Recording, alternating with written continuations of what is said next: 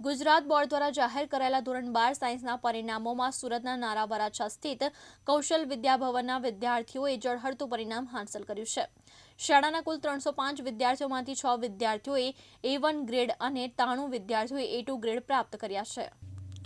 શાળાનું કુલ પરિણામ 99.34% નોંધાયું છે, જેમાં 2% વિદ્યાર્થીઓએ A1 અને 30% વિદ્યાર્થીઓએ A2 ગ્રેડ મેળવ્યો છે।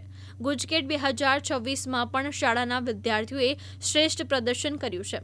વિદ્યાર્થી સુજિત્રા નીલ સુરેશભાઈ 120માંથી 117.5 ગુણ મેળવી સૌનું ધ્યાન ખેંચ્યું છે। ખાસ કરીને ફિઝિક્સ અને મેથ્સ બંને વિષયોમાં 40માંથી 40 ગુણ મેળવી અનોખી સિદ્ધિ નોંધાવી છે। શાળામાં 110થી વધુ ગુણ મેળવનાર 10 વિદ્યાર્થી અને 100થી વધુ ગુણ મેળવનાર 46 વિદ્યાર્થીઓ રહ્યા છે। ગુજકેટ પરીક્ષામાં કુલ વિદ્યાર્થીઓમાંથી 15% વિદ્યાર્થીઓએ 100થી વધુ ગુણ મેળવી શાળાની સફળતાને વધુ ગૌરવ અપાવ્યું છે। શાળા સંચાલકોએ વિદ્યાર્થીઓની આ સિદ્ધિને તેમની મહેનત, શિક્ષકોના માર્ગદર્શન અને વાલીઓના સહકારનું પરિણામ ગણાવી તમામ વિદ્યાર્થીઓને અભિનંદન પાઠવ્યા છે। નમસ્તે। આજે ગુજરાત ઉચ્ચતર માધ્યમિક શિક્ષણ બોર્ડનું ધોરણ 12 સાયન્સ અને 12 કોમર્સનું પરિણામ જાહેર થયું।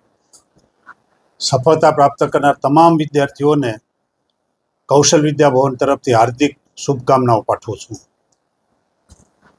પરિણામની વાત કરીએ તો ગુજરાતનું આ વર્ષનું રિઝલ્ટ 84.33% છે અને આપણા સુરતનું 87.26% આ સાયન્સનું રિઝલ્ટ છે। અમારી શાળાની વાત કરું તો 305 વિદ્યાર્થીઓએ પરીક્ષા આપી હતી, એમાંથી 2 વિદ્યાર્થીઓ પાસ થઈ શક્યા નથી। પરિણામે 99.34% શાળાનું પરિણામ આવ્યું છે। આ 305 વિદ્યાર્થીમાંથી A1 ગ્રેડ પ્રાપ્ત કરનાર વિદ્યાર્થીઓ 6 છે, એટલે કુલ વિદ્યાર્થી સંખ્યાના 2%। A2 ગ્રેડ પ્રાપ્ત કરનાર વિદ્યાર્થીઓની સંખ્યા 93 છે, એટલે કુલ વિદ્યાર્થી સંખ્યાના 30% છે। બાકીના B1, B2 વગેરે ગ્રેડ પ્રાપ્ત કરનાર છે।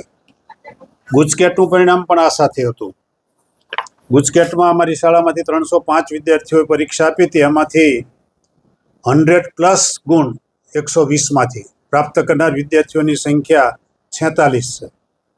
110+ ગુણ પ્રાપ્ત કરનાર વિદ્યાર્થીઓ 10 છે અને સૌથી વધારે ગુણ 117.5 પ્રાપ્ત કરનાર વિદ્યાર્થી એક સુજિત્રા નીલ છે, જેમણે 120માંથી 117.5 ગુણ પ્રાપ્ત કરેલા છે। જે વિદ્યાર્થીઓ ઉત્તીર્ણ થઈ શક્યા નથી એમને મારે એટલું જ કહેવાનું છે કે કોઈ પણ જાતની હતાશા વગર ફરી મહેનત કરો। હવે તો બોર્ડમાંથી સાયન્સનું પરિણામ પણ ખૂબ સારું આવે છે। પહેલાંના વર્ષોમાં સાયન્સમાં વિદ્યાર્થીઓ ખૂબ નાપાસ થતા, પણ હવે પરીક્ષા પદ્ધતિ, સિલેબસ એ બધો વિદ્યાર્થીઓને અનુકૂળ આવે એ પ્રકારનો થયો છે, એટલે પાસ થવાનું સાયન્સ સ્ટ્રીમમાં અઘરું નથી।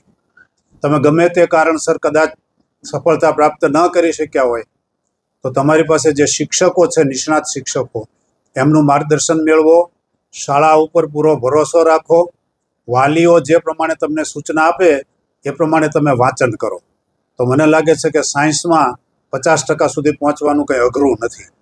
તમામ વિદ્યાર્થીઓ જે સફળ થયા છે એમને હાર્દિક શુભકામના, અને જે સફળ નથી શક્યા એમને ખૂબ ખૂબ દિલસોજી આપું છું।